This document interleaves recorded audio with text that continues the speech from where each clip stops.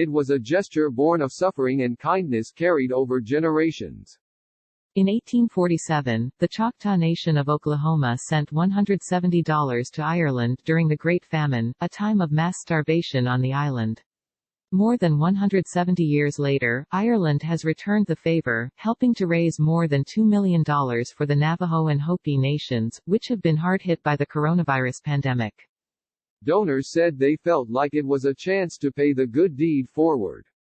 I saw that Irish people were starting to donate and share the story of Choctaw Nation, and the historical symmetry really affected me, said Paul Hayes, a native of Tipperary, Ireland, who runs Beach Hut, a technology public relations firm, said in an email. Sending the actual amount of $170 personally after 170 or so years felt like the right tribute across the ages. Full coverage of the coronavirus outbreak. The Navajo Nation reported more than 2,700 coronavirus cases and 70 deaths as of Monday, a rate of infection that makes it one of the worst outbreaks in the United States. During a visit to Arizona on Tuesday, President Trump said the Navajo Nation would receive $600 million in federal funding. The sentiment runs deep in Ireland, where the memory of the Great Potato Famine, which claimed more than 1 million lives by the time it ended in 1852, endures to this day. And that's why strangers were inspired to make a symbolic gesture of goodwill toward people living across an ocean, 5,000 miles away. The donations sent on GoFundMe include messages of hope and gratitude from people in Ireland. The care shown generations ago was not and will not be forgotten, said Jonathan Legg, CEO of An Open, a bespoke gift-giving company based in Dublin. An overdue debt repaid on behalf of our ancestors to your ancestors. Stay strong. Read a note attached to one $30 donation. I am currently unemployed, so I'm sorry that my donation is not more, but I hope that this little contribution will make some positive difference in the same way those donations 173 years ago were sent with the same hope for ancestors of mine, another donor who gave $10 said on the website.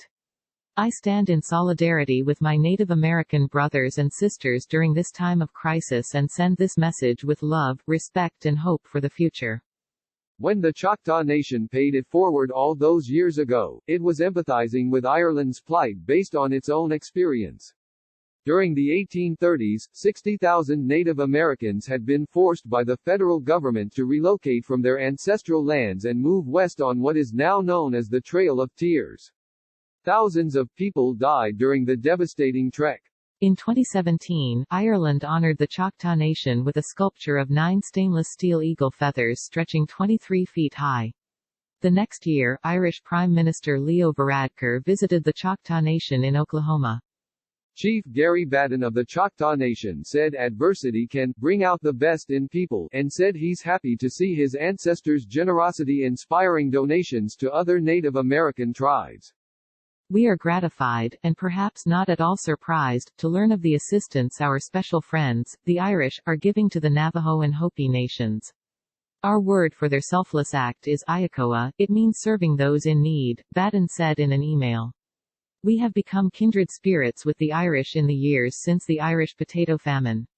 We hope the Irish, Navajo and Hopi peoples develop lasting friendships, as we have.